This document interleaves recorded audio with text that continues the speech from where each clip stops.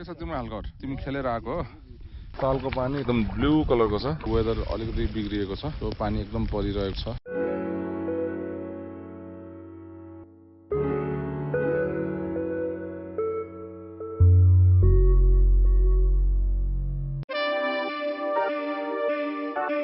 So हामी हिजो बसेको होमस्टे चाहिँ माथिबाट यता एरोबाट देखाएर हामी यही बाटोबाट भर झर्यौं माथिबाट जानुपर्ने हो सो यहाँनेरि एउटा शुल्क र समय क्षेत्र भनेर यसरी पर्यटन गतिविधि भनेर के गर्न मिल्ने के गर्नु हुने र कति प्राइसिङहरु वर्षदेखि लगायतको कुरा सबै यहाँ राखिएको रहेछ यस प्रकारको छ यो पनि एउटा जानकारी होस् भनेर मैले लिइरहेको छु यहाँ मुख्यतः सोलर प्यानल्सहरु पनि युज हुँदो रहेछ इलेक्ट्रिसिटीको लागि तर यहाँ लाइन पनि प्रसारण पनि छ भन्ने जानकारी पनि हामीले पायौं लाइन प्रसारणबाट पनि बत्ती आउँदो रहेछ मैले बुझे अनुसार चाहिँ 9 बजेसम्म बत्ती आउँछ भनेर मलाई जानकारी गर्नुभएको थियो यहाँको लोकलले अब के छ अवस्था त्यो पनि म बताउँदै जानेछु सो यहाँ जनजीवनको अवस्था चाहिँ यस्तो छ अब उहाँहरूले फलामको एंगल बीम लाँदै हुन्छ घरैको लागि हो यो दिदी तार बनाउने हो ए तार तार ए तार ल बिस्तारै जानु होला सो हामी तालको नजिक पनि आइपुगेको छौं तालमा हाम्रो चाहिँ आज बोटिङ गर्ने प्लान छ बोटिङको लागि चाहिँ हामी यसो बुझ्दै छौं के हुन्छ सो यो हिजो चाहिँ हामी अबेला आज यही ब्रिज क्रस गरेर आएको थियौं अब हामी तालकै छेउमा आइपुगिसकेका छौं यस्तो रहेको छ रारा ताल सो अहिले चाहिँ हामी भ्युइङ डेकमा चढ्दै छौं सो हाल हामी चाहिँ राराको भ्युइङ डेकबाट हामी हेर्दै छौं तालको नजारा माथि आज बादल एकदम लागेको छ सो उता पछाडी चाहिँ देखिनुपर्ने हिमालहरुको दृश्य देखिनुपर्ने तर पानीको चाहिँ सम्भावना आज पनि देखिएको छ त्यसैले गर्दाखेरि अब हिमालको भ्यूहरु चाहिँ छैन ताल चाहिँ एकदम प्लेजेन्ट र साइलेन्ट एकदम आनन्दको शान्त छ सो अब हामी चाहिँ बोटिङको लागि भनेर जाँदै छौं so this is the view of the deck र मान्छेले के लेख्नु भएको छ भिजिट रारा 2025 लेख्नु भएको रहेछ अहिले 2026 भइसक्यो सो ल जाँदै गरौँ अब टुरिज्म सिजन लागे पनि यो चाहिँ वेदर र अहिले हाम्रो देशको स्थितिले गर्दाखेरि घुम्न आउनु हुने अब आन्तरिक टुर गर्ने मान्छेहरु चाहिँ एकदम कम हुनुहुन्छ अहिलेको अवस्थामा चाहिँ किन भन्दाखेरि फ्युल प्राइसेसहरु हाइक भइरहेछ इन्टरनेसनली अब एकदम वारहरु एकदम चर्किएको छ देखि लिएर अब एकदम गाह्रो छ अब अहिले वेदर पनि एकदम भन्नै नसक्ने अवस्था छ के हुन्छ कतिखेर पानी पर्छ कतिखेर के हुन्छ भनेर अहिले रेनी सिजन त हैन अब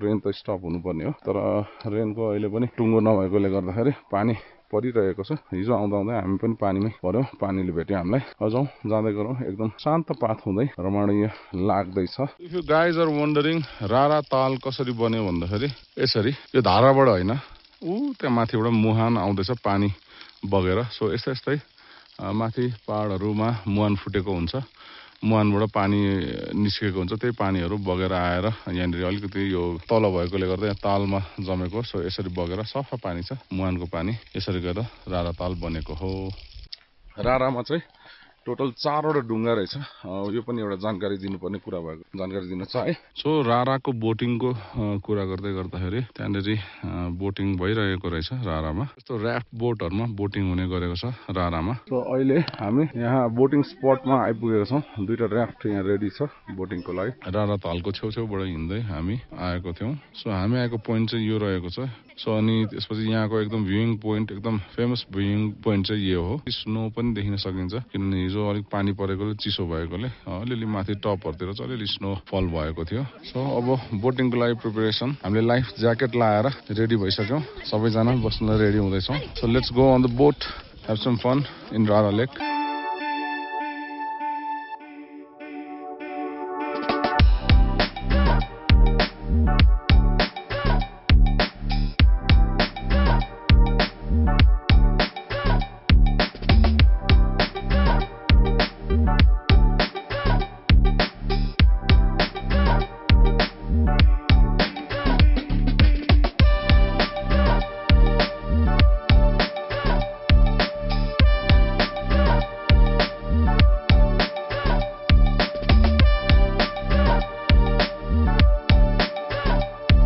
हामी अहिले राराको बोटिङ सुरु गर्दा गएर अहिले बोटिङ गर्दै गरेको अवस्थामा यहाँको मौसमको चेन्ज देख्न सक्नुहुन्छ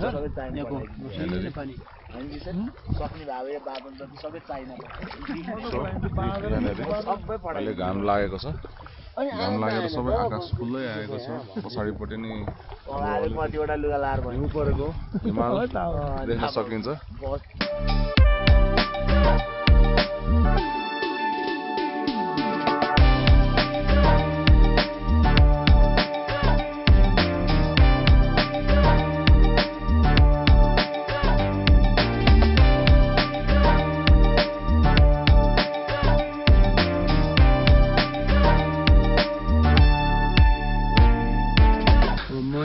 चालक पनि हो, एउटा होटल पनि छ मेरो रारा कल्चर भन्ने।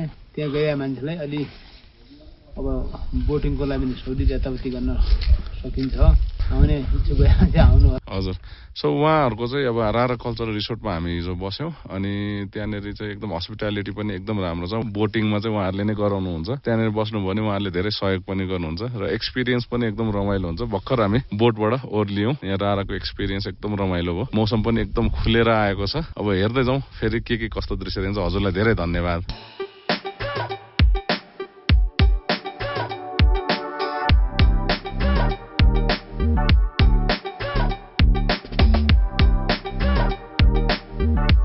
हाम्रो राराको गार्ड एकदम उसको वाचफुल आइजमा मात्र रारामा केही चलपल हुन सक्छ, नभए अरू केही हुन सक्दैन। व्हाइट गार्डियन राराको, always ready and always prepared.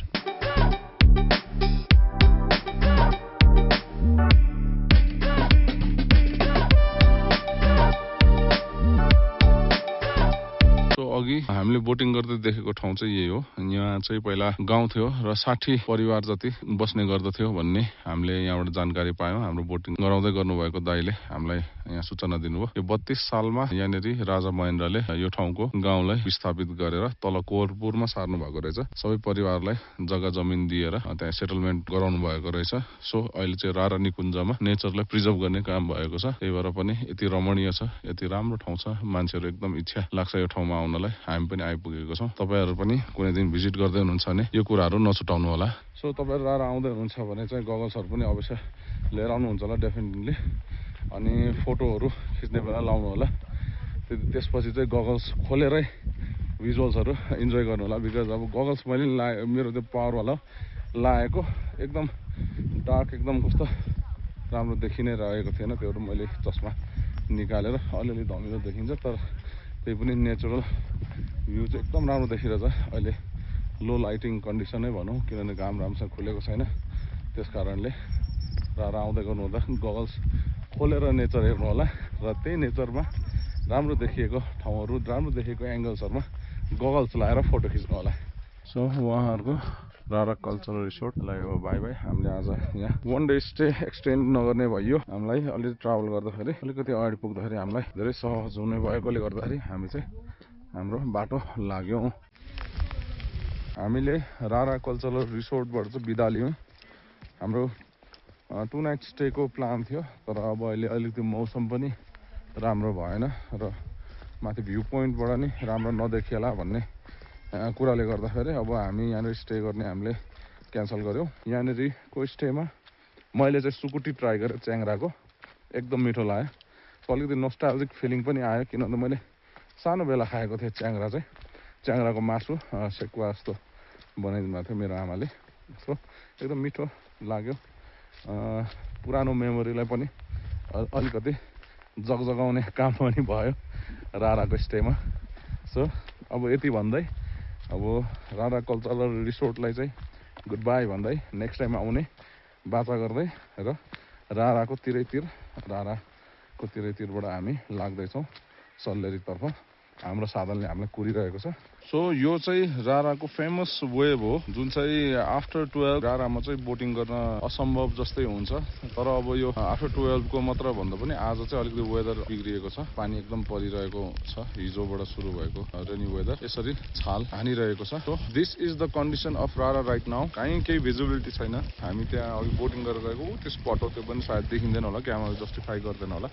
So यस्तो वेभ छ। सो दिस इज माई रारा एक्सपिरियन्स। डग्सहरूको पनि घर आउने बेला भयो जस्तो छ, बिकज इट्स रेनिङ हेभिली। उनीहरू अब सोरतिर आइरहेको छ। दिउँसोसम्म उनीहरू पानीमै खेलिरहेको देखेको थियौँ अघि हामीले बोटिङ गर्दाखेरि। So they are returning home right now. अघि हामी यहीँबाट बोट चढेर पारी गएर होटल गएको थियौँ। अहिले चाहिँ देख्न सक्नुहुन्छ कोही मान्छे देख्दिनँ यहाँनिर, किनभने पानी पनि परेको छ। पानी परिसकेपछि पर्यटकहरू पनि उतै होल्ड हुनुभयो होला सल्लेरीतिरै। सो यहाँनिर कोही पनि छैन अहिले। सो बोटिङ प्लेसको अवस्था अहिले यस्तो छ, सुनसान छ यहाँ पानी परेकोले गर्दा। त्यो सूचना पार्टीको ठाउँमा आइपुगेर रारालाई हामी यहीँबाट बाई बाई भन्दै अब हामी लाग्दैछौँ। बाई बाई रारा, सी यु नेक्स्ट टाइम। त्यतिन्जेललाई फेरि भेटौँला।